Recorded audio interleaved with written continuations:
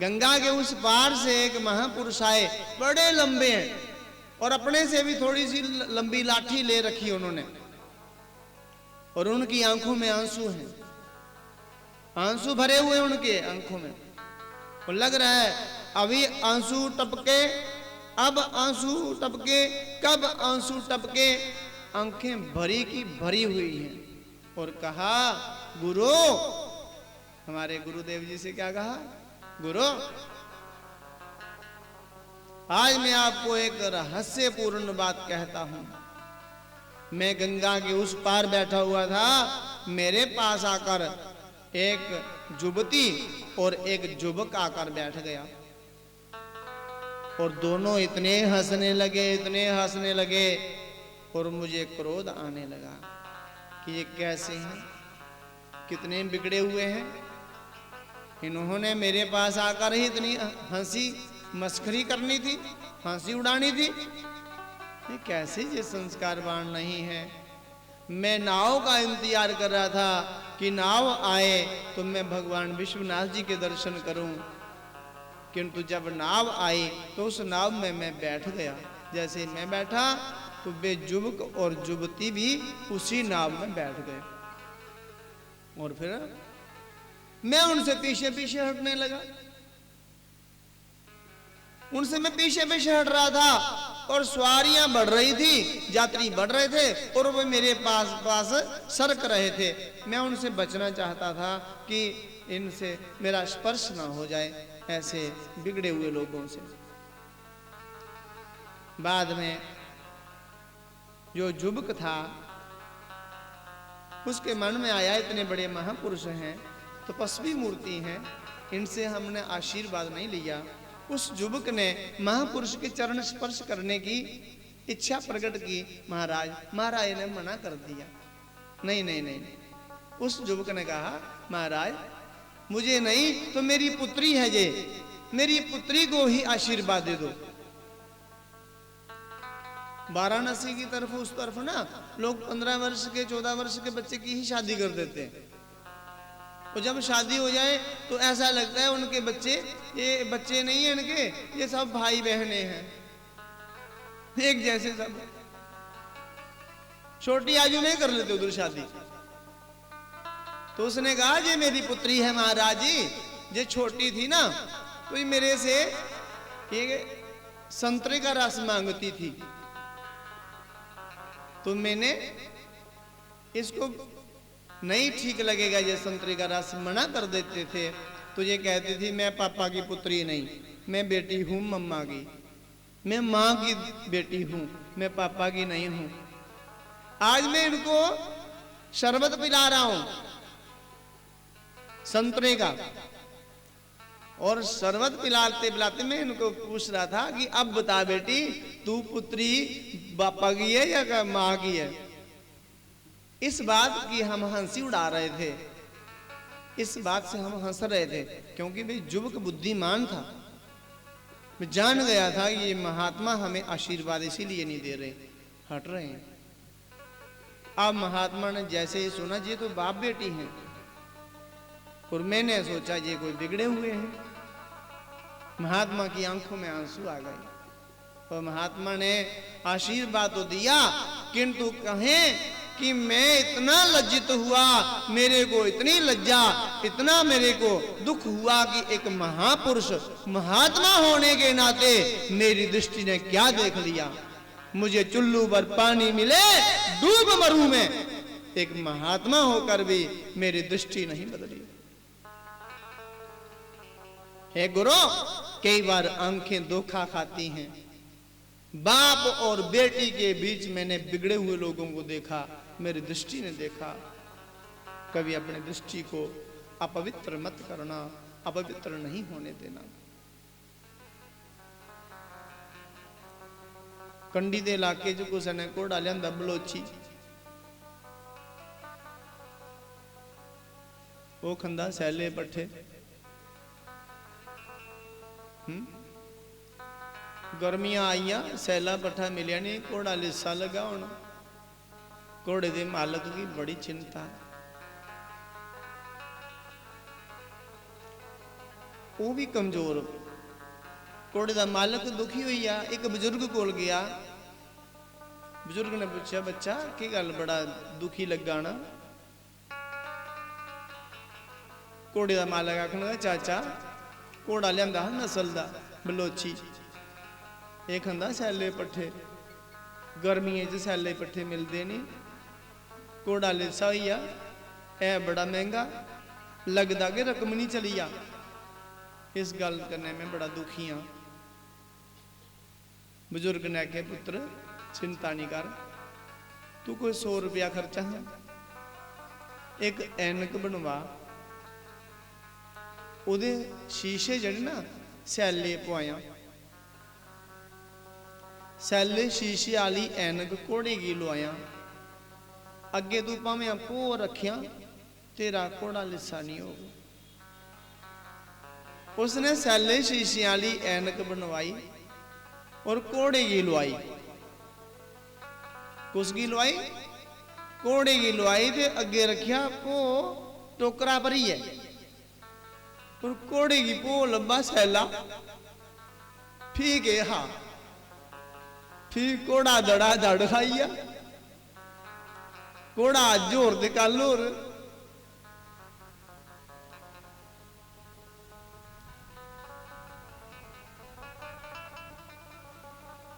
क्या आनंद है। निगाहें बदली तो नजारे बदल गए, दरिया ने रुख बदला तो किनारे बदल गए। अपनी दृष्टि बदलनी है हमें। सत्संग में चश्मे मिलते हैं, दृष्टि बदलने के। मत किसी को दोष देखो, किसी का दोष नहीं देखना है। दोष देखना है यदि तो अपने अंदर देखो, मुझ में कोई कमी तो नहीं है भगवान, मेरे मन की कमी को हर दो, हर लो।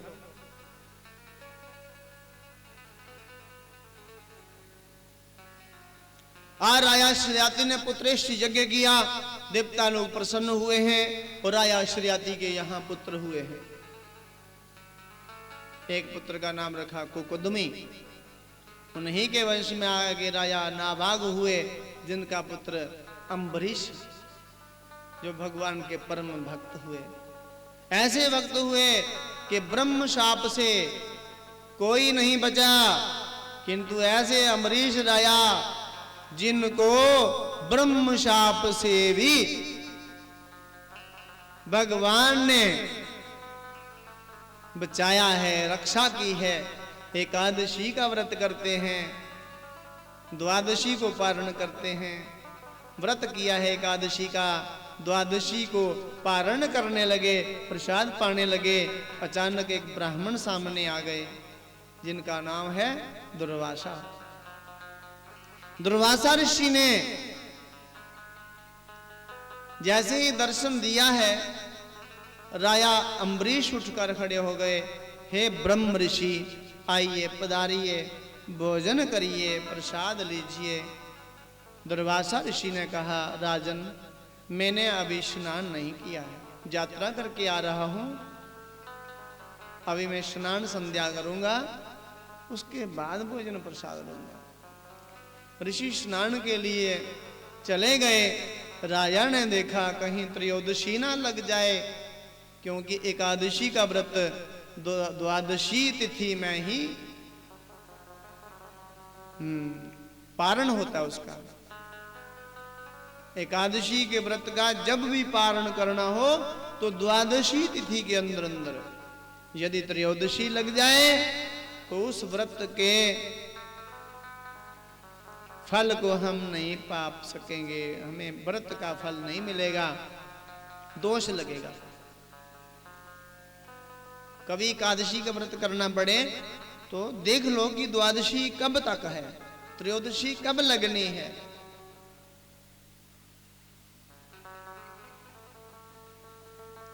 राजा ने देखा यदि त्रयोदशी लग गई तो फिर एकादशी के बाद, फिर एकादशी के व्रत में अब और तो कोई तिथि में तोड़ा नहीं जाता, एकादशी का व्रत केवल द्वादशी को ही तोड़ना पड़ेगा, तो 15 दिन उपवास होंगे। 15 दिन के बाद फिर एक द्वादशी आएगी, ये तो बहुत लंबा काम है। ऐसा करता हूं मैं, थोड़ा चरणामृत ले लेता हूं। लगता है उस समय जो व्रत था वे निराहार हुआ होता, निराहार करते होंगे, तभी तो चरणामृत ही ले लेता हूं। जैसे ही राजा अम्बरीश चरणामृत पी रहे थे, दुर्वासा ऋषि की दृष्टि पड़ गई और दुर्वासा ऋषि को क्रोध आ गया। अरे भोजन करके करवाते हो राजा ऋषियों को, ब्राह्मणों को भोजन स्वयं पाकर फिर किसी ब्राह्मण को, किसी ऋषि को भोजन कराना हो तो पहले स्वयं नहीं पाओ। यदि पूरा फल पाना है तो पहले शुद्धता से, पवित्रता से भोजन बनाकर ब्राह्मणों को परोसकर उनका आशीर्वाद लेकर उनको यथासंभव संतुष्ट करो। मिष्ठान्न, दक्षिणा, वस्त्र इत्यादि से प्रसन्न हो जाएं, फिर उनकी आज्ञा मिले, जब वे भोजन करके तृप्त हो जाएं, फिर भोजन प्रसाद लो। शिष्टाचार होता था ना।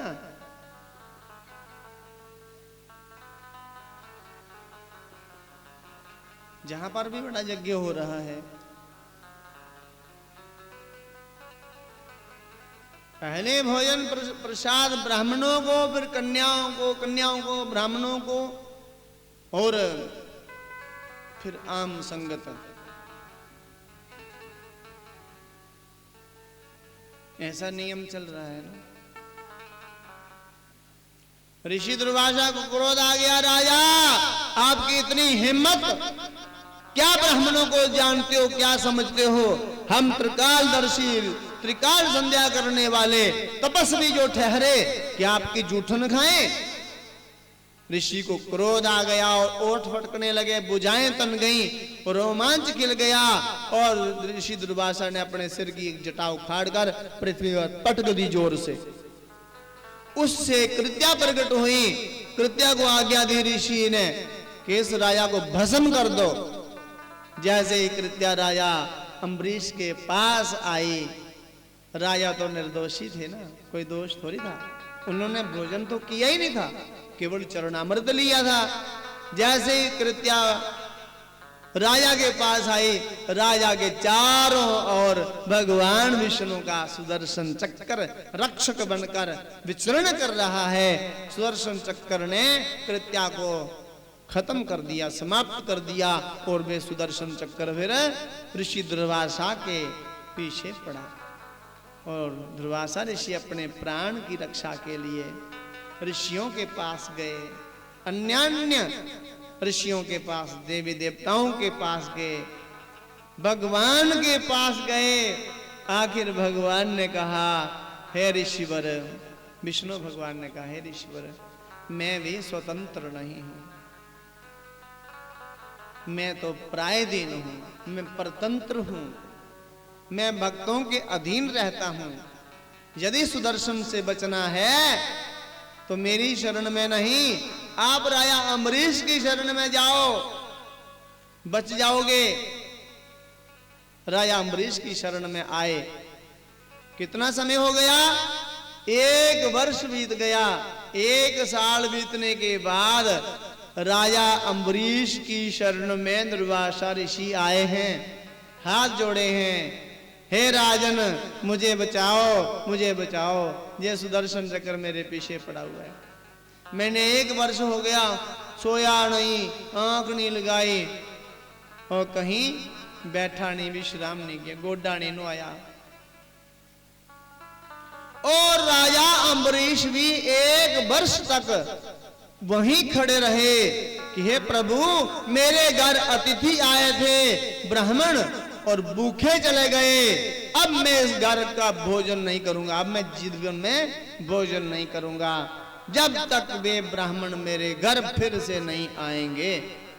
1 वर्ष के बाद दुर्वासा ऋषि आए हैं, और दुर्वासा ऋषि को बचाया है। भगवान से प्रार्थना की राजा ने, हे प्रभु कृपा करो, मेरे अतिथि हैं, इनकी रक्षा करो, सुदर्शन को बुला लो अपने पास। सुदर्शन चला गया। राजा अम्बरीश ने 1 वर्ष के बाद जब द्वादशी आई है ना, द्वादशी के दिन ऋषि को भोजन कराया। साल बीत जाए भले ही, एकादशी का व्रत कब तोड़ना है? कब? द्वादशी को। 1 वर्ष के बाद आए हैं, द्वादशी को भोजन कराया। बाद में उनको संतुष्ट करके फिर भोजन किया। हमारे घर से कोई अतिथि भूखा ना जाए। अतिथि हमारे घर से कोई भूखा चला जाए ना, तो उस अतिथि के जो बुरे ग्रह हैं वे हम पर चढ़ जाएंगे। उनके शनि मंगल राहु केतु, उनके ग्रह हमारे घर में आ जाएंगे और हमें बड़ी मुसीबतें, बड़े कष्ट झेलने होंगे। इसीलिए हमारे गृह द्वारों पर, दरवाजे पर, ड्योढ़ी पर लिखा होता था पहले कि अतिथि का हमारे घर में स्वागत है। हमारे घर में आने वाले अतिथि का स्वागत है। अतिथि देवो भव। अतिथि भगवान का रूप है, देवता का रूप है, ऐसा लिखा होता था हमारे गृह द्वारों पर। किंतु आज के युग में लोग लिख देते हैं द्वार पर, हमारे कुत्ते से सावधान। क्या लिखते हैं? हमारे कुत्तों से सावधान। कईयों ने लिखा होता हमारे कुत्तों से सावधान, और कईयों ने सीधा लिखा होता है कि कुत्तों से सावधान। इस ग्रह में, इस घर में खाली कुत्ते ही हैं, इंसान कोई नहीं है। कुत्तों से सावधान। अरे खाली कुत्ते हैं क्या इसमें? अतिथि देवो भव। हमारे घर में आया हुआ अतिथि, उसको हम खाली पूछें क्या पाओगे? जल पियोगे? भोजन करोगे? बस इतना पूछ लो। जबरन नहीं खिलाना है, जबरदस्ती नहीं खिलाना है, नहीं खाना ही पीना, खाना ही पीना है।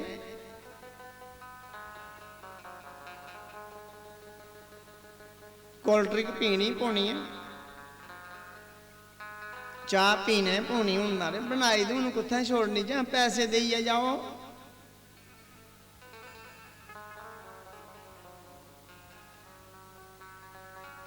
अरे जबरदस्ती किसी को कुछ ना खिलाओ, किसी के नियम को मत तोड़ो। पता नहीं किसी का क्या नियम है।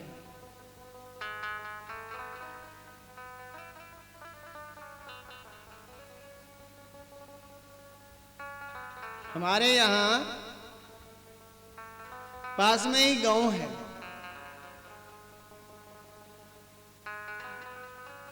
चंदमन। एक क्षत्रिय परिवार था और उनके पुरोहित जी थे, पंडित जी। श्राद्ध के दिनों में भोजन के लिए बुलाया, आमंत्रित किया तो आए। पहले तो एक ही घर था, बाद में वे 7 घर हो गए। 7 भाई थे ना, अलग अलग घर हो गए। अब श्राद्ध के दिन में एक भाई ने पूछा, भाई ब्राह्मण को नहीं बोला पुरोहित जी को? उन्होंने कहा हाँ बोल दिया, मैंने बोल दिया है, पुरोहित जी को बोल दिया है। ठीक है बोल दिया, तो फिर आपके घर आएंगे तो हम भी उनको खिलाएंगे। अब पुरोहित जी आ गए, एक भाई के यहाँ भोजन किया तो दूसरा आ गया, पुरोहित जी अब हमारे भी यहाँ पाना है। पुरोहित जी ने कहा अब तो मैंने पा लिया। नहीं पुरोहित जी अब तो हम अलग अलग हो गए ना, तो अब हमारे भी यहाँ थोड़ा सा पाना ही पहना थोड़ा सा। पुरोहित जी ने बड़ा मना किया पर वे माने नहीं। चलो थोड़ा सा एक कटोरी खीरी ले लेना, थोड़ा दही ले लेना, बड़ा ले लेना। पुरोहित जी चले गए। दूसरे घर में पाया तो तीसरा भी आ गया। पुरोहित जी हमारे भी।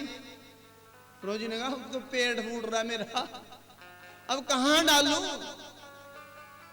एक ही जगह इकट्ठे बनाकर खिलाते तो ठीक था, नहीं पाना पड़ेगा। सभी ने, 7 भाइयों ने थोड़ा थोड़ा भोजन खिलाया, प्रसाद, और थोड़ा सा बांध दिया गठड़े में। और फिर पुरोहित जी को चलने में मुश्किल हुई, चला नहीं जा रहा है। श्वास लेने में दिक्कत हो रही है। थोड़ी दूर आगे जाकर एक वृक्ष के नीचे जाकर बैठ गए। पुरोहित जी बैठ गए और एक कुम्हार जी घोड़े लेकर कोई काम कर रहे हैं, घोड़े लेकर आए और उस कुम्हार से पुरोहित जी ने कहा, बेटा आप हमारे घर कहना कि चार पाई लेकर आओ, मेरे पुत्रों से कहना चार पाई लेकर आओ और मुझे उठाकर घर ले जाओ।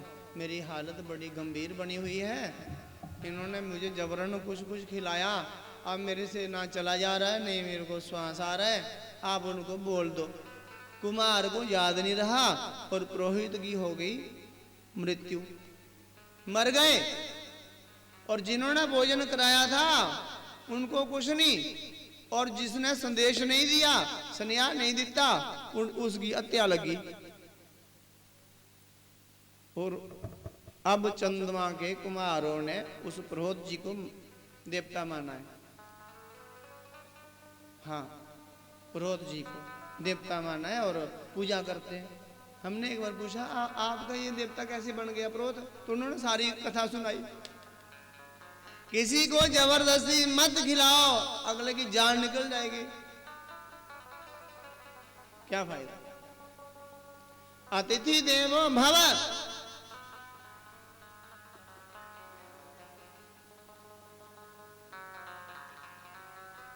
राजा अम्बरीश के पुत्र आगे संतान हुई, वंश हुआ। त्रिशंकुवादी राजा, जुबनाशवादी राजा, मानदाता, आगे चलकर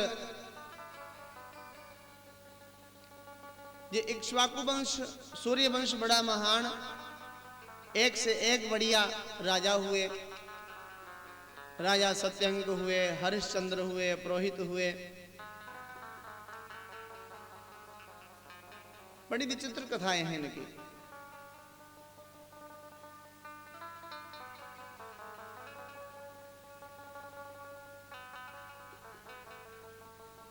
राजा दशरथ जी के यहाँ भगवान श्री राम हुए। राजा सत्यव्रत से लेकर प्रसीदर, श्रियाति,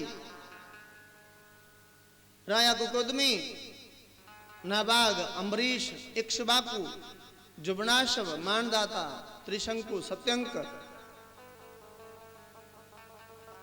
हरिश्चंद्र, विशक, सगर, अंशुमान, दिलीप, भगीरथ राजऋषि हुए ना। खटवांग, रघु, अज, दशरथ, आगे चलकर भगवान का इसी वंश में अवतार हुआ है, श्री राम जी का अवतार। भागवत में राम जी के अवतार की भी कथा है और थोड़ी सी।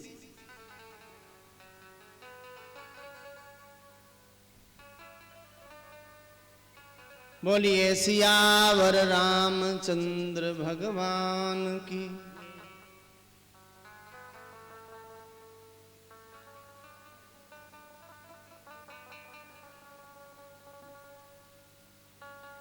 नौमी तिथि मधुमास पुनीता,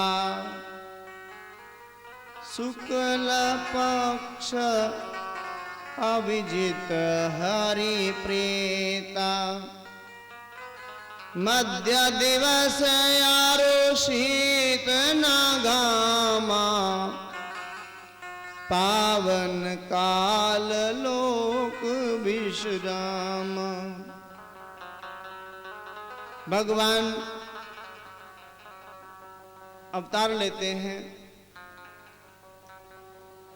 चैत्र महीने की शुक्ल पक्ष की नौमी तिथि के दिन के मध्य काल में। ना गर्मी होती है अधिक उस समय, ना सर्दी होती है, पावन काल होता है। अभिजित मुहूर्त में भगवान श्री राम जी का अवतार हुआ है और भगवान ने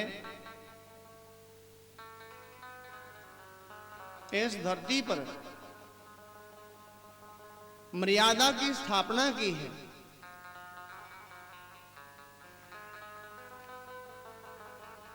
भगवान ने एक आदर्श स्थापित किया है।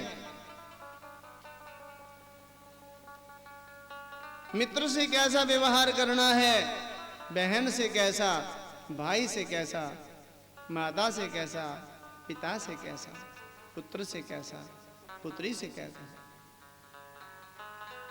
आपने यदि जीने का ढंग सीखना है ना, तो रामचरितमानस रामायण का अध्ययन करना होगा। रामायण अगर अध्ययन हो जाए तो जीवन में जीने का ढंग आ जाएगा। ऐसा विचित्र ग्रंथ है ये।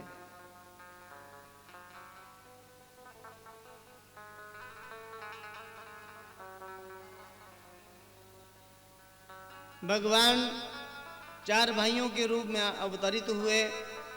बाल्यकाल में गुरु वशिष्ठ जी के यहाँ विद्याध्ययन करने के लिए गए। विद्याध्ययन करके आए ही तो विश्वामित्र जी के साथ वन में चले गए और उन ऋषियों की सेवा की और दुष्टों को दंडित किया। अहिल्या का उद्धार करते हुए जनकपुर में धनुष भंग करके सीता से नाता जोड़ा है। अयोध्या में आए हैं, राज्य तिलक के बदले वनवास हुआ है। उसी वनवास की अवधि में राजा दशरथ जी का देहांत, भरत जी के द्वारा अंत्येष्टि क्रिया और फिर श्रृंगवेरपुर होते हुए तमसा तीर को पार करते हुए प्रयागराज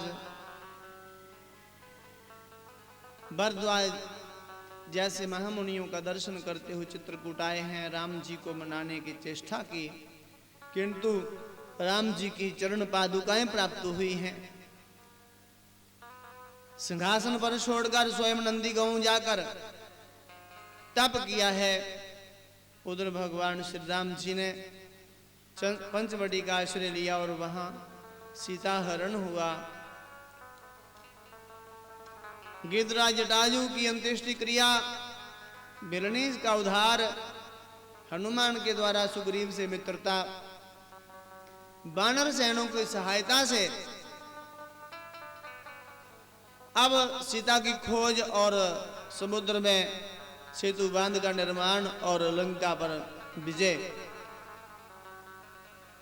श्री राम जी का वापस अयोध्या आना और 11,000 10,000 वर्षों तक राज्य करना।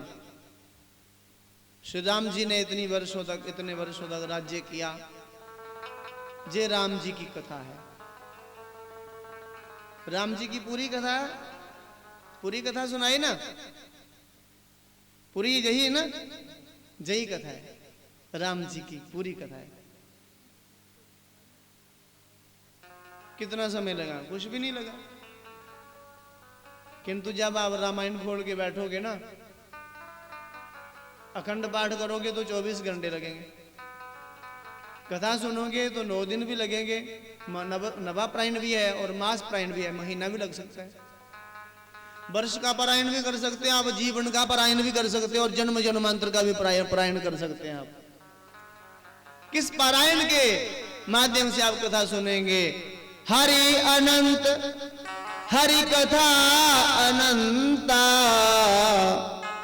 कहि सुनाहि बहुविधि सब संता। उसका कोई अंत नहीं है। राम जी की कथा का कोई अंत नहीं है। 1 मिनट में सुनाइए आपको।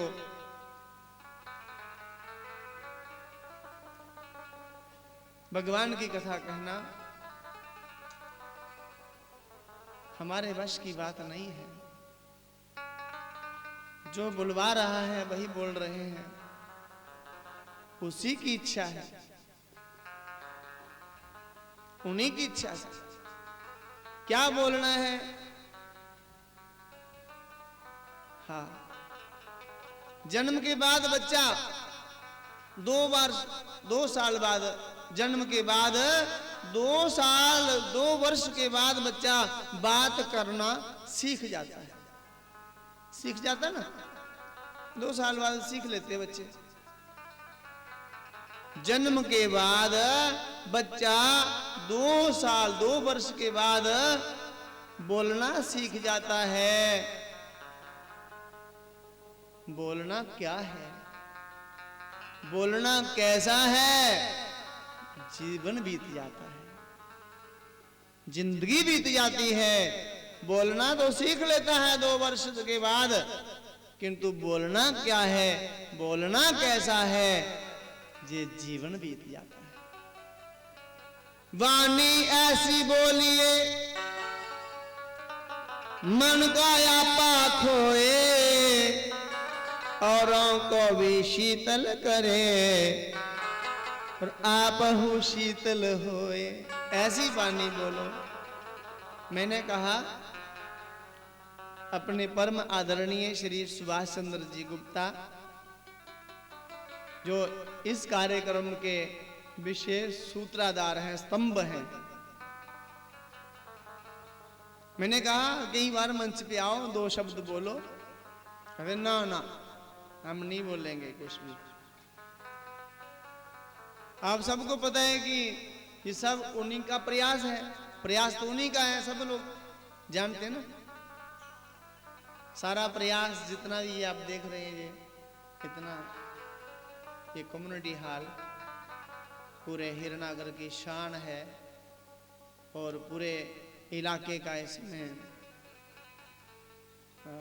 फायदा है। कोई नुकसान की तो फिर यहाँ इतना महान कार्यक्रम हो रहा है। सब कुछ प्रयास करने के बाद, योगदान करने के बाद, सेवा करने के बाद भी बोलते हम नहीं बोलेंगे, कुछ नहीं बोलेंगे। हम बोले नहीं नहीं बोल दो थोड़ा सा। XMLC हैं, श्रद्धालु हैं, दूर दूर जहां भी कोई धार्मिक कार्यक्रम हो वहां जाते हैं और सेवा करते हैं। खाली जाते ही नहीं, सेवा भी करते हैं। अब बात करी कि इस समय गौ माता का बड़ा अपमान हो रहा है। अब हम सब लोगों के एकजुट होकर गौ माता की रक्षा के लिए आगे आना चाहिए। तो कहते कोई बात नहीं, यहाँ भी बहुत सारी गौएं ऐसे ही रोड पे एक्सीडेंट का कारण बन रही हैं और स्वयं भी परेशान दुखी हैं। और लोगों के मन में तो दया भगवान ही डालने अब नहीं है, तो कोई ना कोई विचार करके, हम कोई विचार करके कोई गौशाला का निर्माण जहां भी करेंगे। एक हीरानगर में एक अच्छी कोई अच्छे सेवा का संकल्प, अच्छी सेवा का संकल्प लेते हुए अच्छी गौशाला बनाएं और अच्छी सेवा उसमें दें, सबका योगदान हो। एक एक गाय पालना हमारे लिए कोई मुश्किल नहीं है, कोई कठिन नहीं है। यदि हम सब लोग एक एक गाय पालेंगे ना, तो हमारे इलाके में गौ की बड़ी पूजा होगी और गौ की पूजा होगी तो हमारा जीवन बड़ा पवित्र और पावन होगा। आजादी के समय हमारे भारत में 98 करोड़ गायें थी और आजादी के समय भारत की संख्या 33 करोड़, पता नहीं इतनी कोई इसके लगभग बताते थे। आज आबादी 121 करोड़ के भी आगे चली गई, किंतु गाय रह गई 8 करोड़। क्यों ऐसा? क्योंकि हमें गाय की महिमा का पता नहीं चल रहा कि गाय क्या है। गाय वैज्ञानिक कहते ये डॉक्टर है, वैज्ञानिक बोलते, वैज्ञानिक। इसका रंबाना, इसका चलना, इसके चरणों की धूली, इसके मुख की फेन, इसका पूंछ मार देना, अचानक गाय पूंछ मार देना तो गुस्सा नहीं करो। आप जा रहे हैं, कहीं गाय ने पूंछ मार दी, भले ही आपकी आंख में लग गई, आपका उसमें बड़ा मंगल है। यदि कोई काली चितकबरी तेली गाय को दे दुम मारी उड़े तो समझना मेरा पता नहीं कौन सा आज भाग्य उदय हो गया, आज मेरे पता नहीं कितने जन्मों के संकट काट दिए। ऐसी महिमा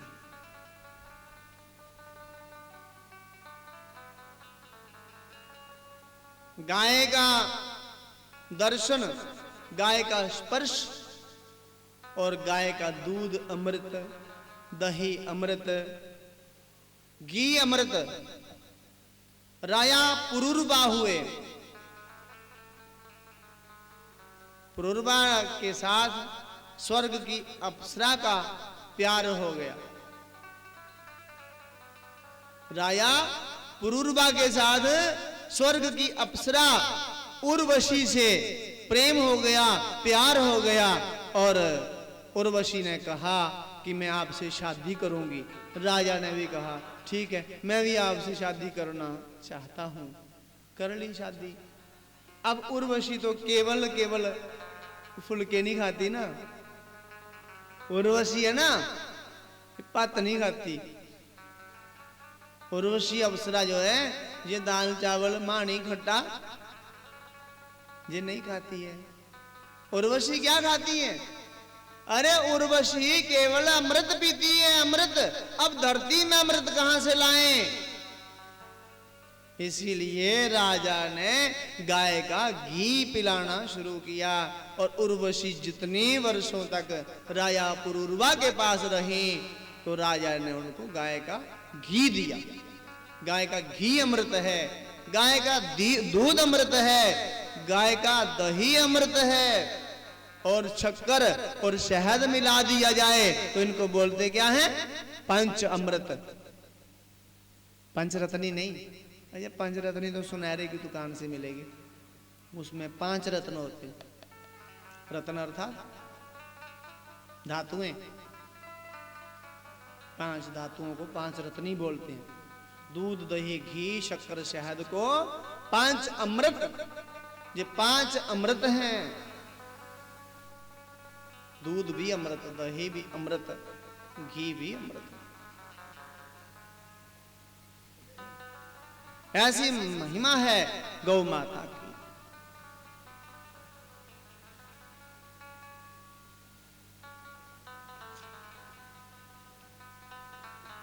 जय गो माता जय गोपाला,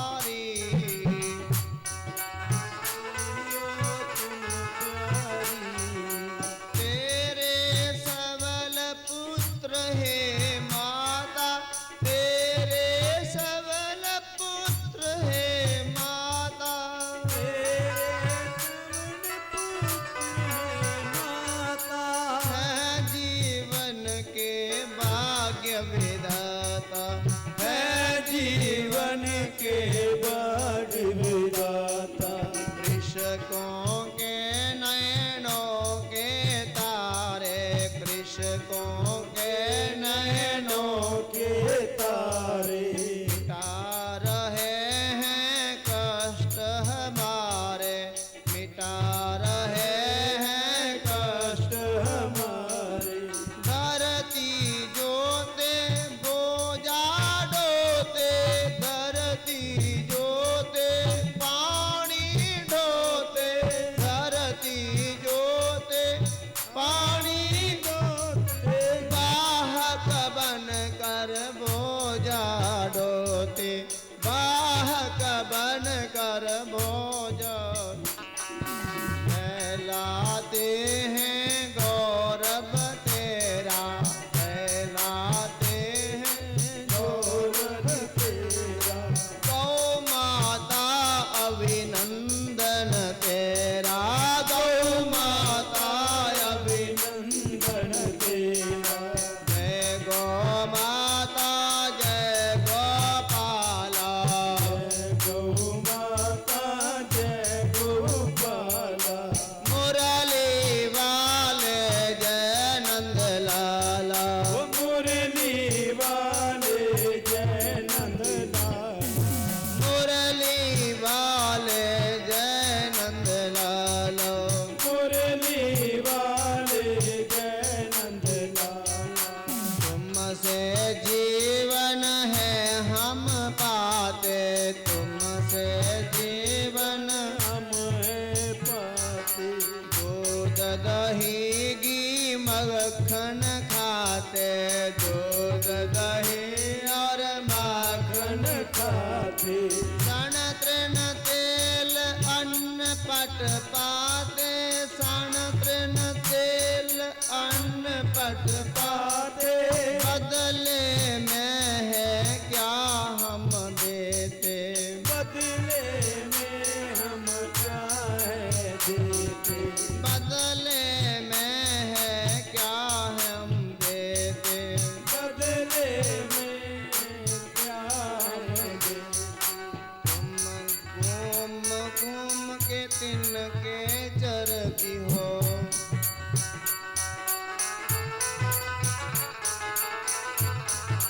तुम घूम घूम के तिनके चरती हो, घूम घूम के तिनके चरती हो। दुख सहती पर दुख हरती हो, दुख सहती पर दुख हरती हो। दुख सहती पर दुख हरती हो, हरती पर दुख हरती हो। नहीं किसी से कुछ कहती हो, नहीं किसी से कुछ कहती हो। नहीं किसी से कुछ कहती हो, नहीं किसी से कुछ कहती हो। जग में जीवन भर देती हो, जग में जीवन भर कहती हो। नैन आंसू से है भर आते, नैन आंसुओं से भर आए। करते हैं हम बंधन तेरा, करते हैं हम बंधन तेरा। करते हैं हम बंधन तेरा, करते हैं हम बंधन तेरा। गौ माता अभिनंदन तेरा, गौ माता अभिनंदन तेरा। जय गोपाला जय गोविंद, जय गोपाला जय गोविंद। जय गो माता जय गोपाला, जय गौ माता जय गोपाला। मुरली वाले जय नंद लाला,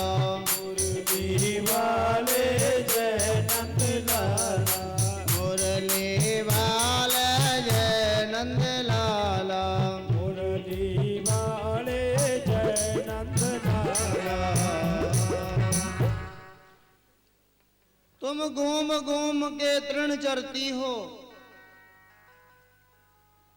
दुख सहती पर दुख हरती हो। कभी कोई गाय की सेवा करे ना, जो गाय की सेवा करते थे ना लोग, वे हमेशा तंदुरुस्त रहते थे, स्वस्थ, एकदम स्वस्थ। आज भी यदि किसी ने स्वस्थ रहना है ना, तो गौ सेवा के लिए आगे आ जाओ। गौ सेवा के लिए आगे आओ और खूब सेवा करो।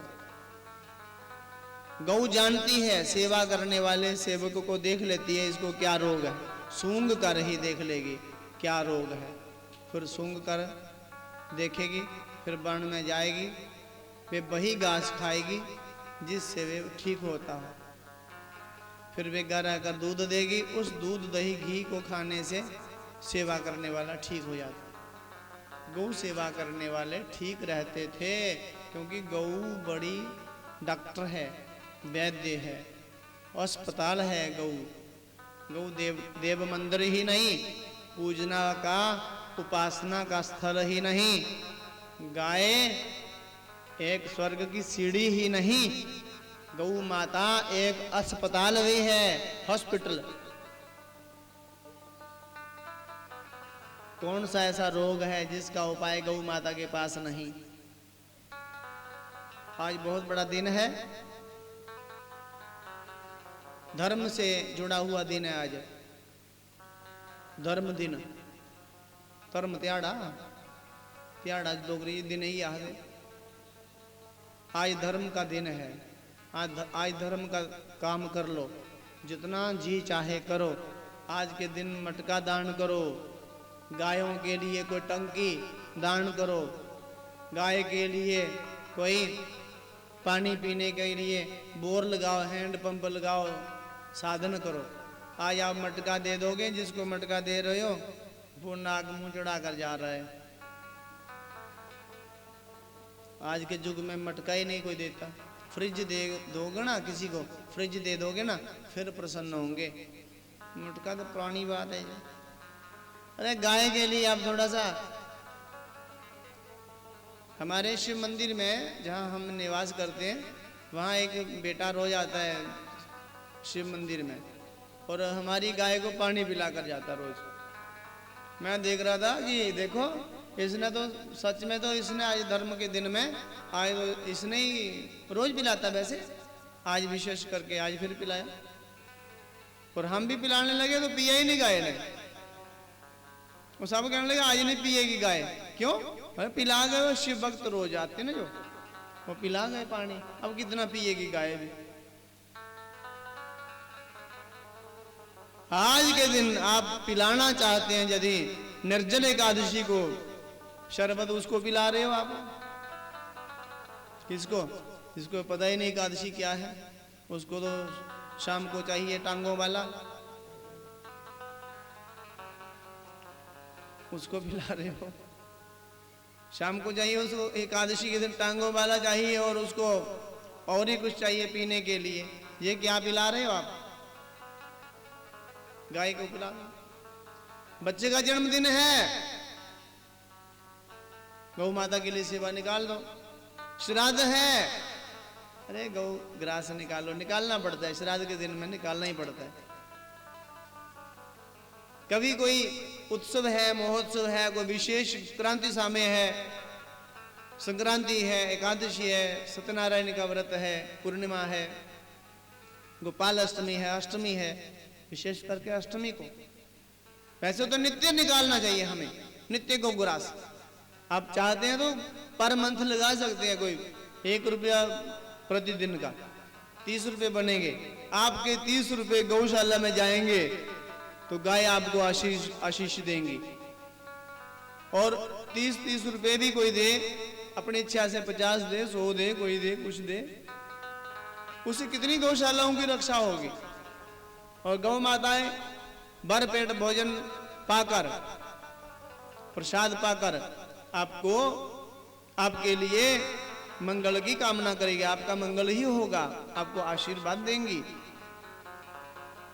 गौ सेवा कभी नष्ट नहीं होती, कभी बेअर्थ नहीं होती, क्योंकि लिखा है एकाम च दश गुहायाद दश ददाचे गोषति शत सहस्त्र गुयद दात सर्वे तुल्य फलाहिये।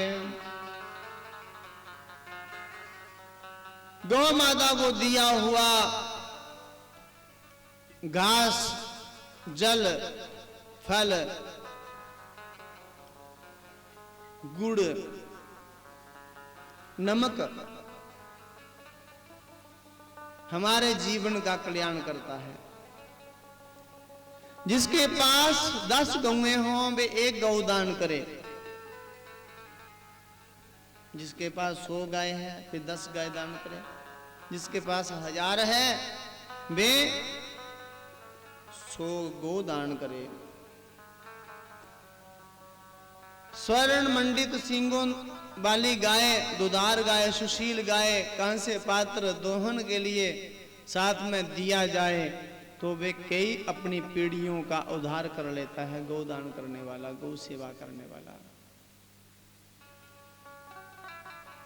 विशेष दिन में गौ यदि हमारा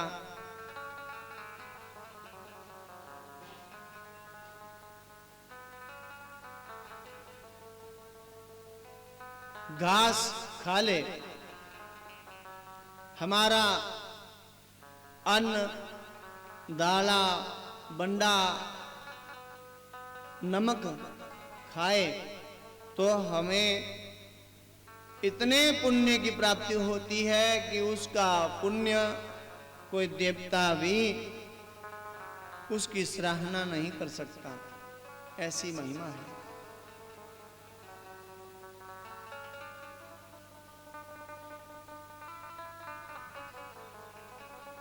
भगवान श्री राम जी के अवतार के बाद भागवत में परशुराम भगवान के अवतार की कथा आती है।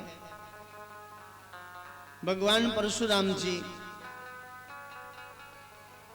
चंद्रवंशी और क्षत्रियों का संहारक, क्षत्रियों के संहारक हुए।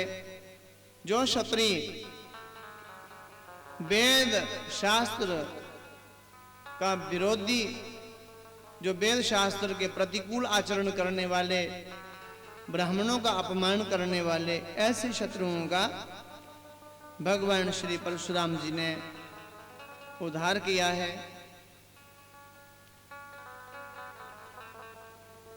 उसके बाद राजा परीक्षित जी के पूछने पर मुनि सुखदेव जी ने भगवान श्री कृष्ण जी के अवतार की कथा कही। द्वापर युग का था, द्वापर युग का अंतिम चरण चल रहा था। उस समय मथुरा के राजा थे उग्रसेन। उग्रसेन के पुत्र का नाम कंस, उग्रसेन के छोटे भाई का नाम देवक, जिनकी एक पुत्री का नाम है देवकी। देवकी कंस से बड़ा स्नेह करती है और कंस भी अपनी चचेरी बहन देवकी से बड़ा ही स्नेह करते हैं।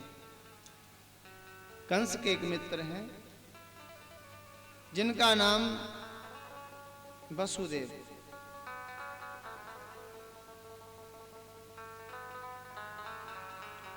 वसुदेव जी के पिता का नाम सूरसेन।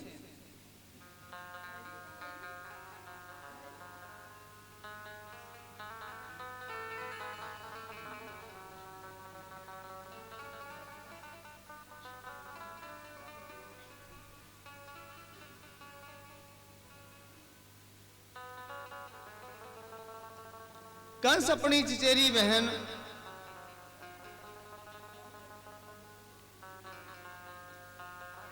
देवकी का विवाह वसुदेव जी से करना चाहता है,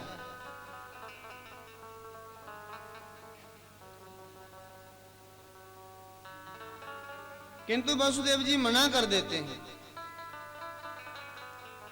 उधर कंस पूतना, शकटा, तृणावर्त, अगासुर, प्रलंबासुर, धेनुकासुर अरिष्टासुर।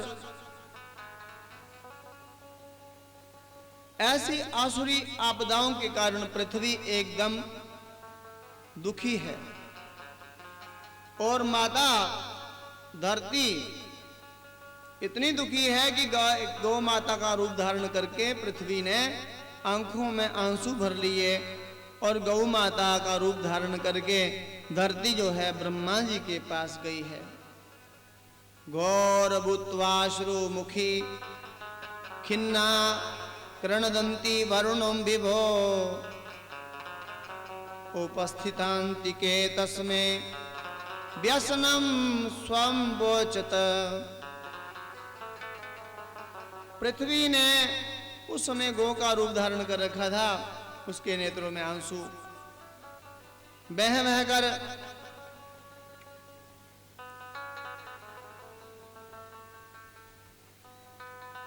दिखा रही थी, आंसू बहाकर कि मैं बड़े कष्ट में हूं, बड़े दुख में हूं।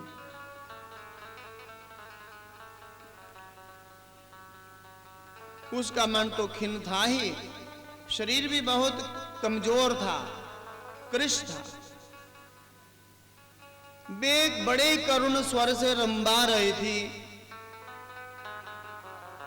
तत्र गत्वा जगन्नाथम देवदेवं वृषात् कपितम् पुरुषं पुरुषुक्तेन उपतस्थे समाहित। ब्रह्मा जी के पास जाकर रोने लगी धरती, जैसे त्रेता में रोई थी। उस समय भी सब देवता इकट्ठे हुए थे, सुर मुनि गंधर्वा मिले करी सर्वा गए बिरंची के लोका संग दो तनुधारी भूमि विचारी परम विकल भय शोका। सब देवताओं ने प्रार्थना की थी भगवान की। पुरुष सूक्त के द्वारा ब्रह्मा जी ने स्तुति की। आंखें बंद करके उन्होंने आकाशवाणी सुनी और सबसे कहा, ब्रह्मा जी ने, मैंने आकाशवाणी सुनी है, अब वही आकाशवाणी मेरे द्वारा आप सुनो। भगवान कह रहे हैं, थोड़े ही समय में मैं देवकी और वसुदेव जी के यहाँ पुत्र बनकर उत्पन्न होने वाला हूं और मैं पृथ्वी के सब कष्ट को समाप्त कर दूंगा। उधर कंस के बार बार कहने पर वसुदेव जी का विवाह देवकी से हुआ। देवकी जी से बार बार मना भी किया वसुदेव ने, मेरा विवाह हुआ है, रोहिणी आदि पत्नियां मेरी हैं। किंतु देवकी के लिए आपके घर में कोई भोजन नहीं है, या जगह नहीं है, ऐसी बात कहकर कंस ने वसुदेव को मनाया है और वसुदेव ने देवकी से विवाह किया। और देवकी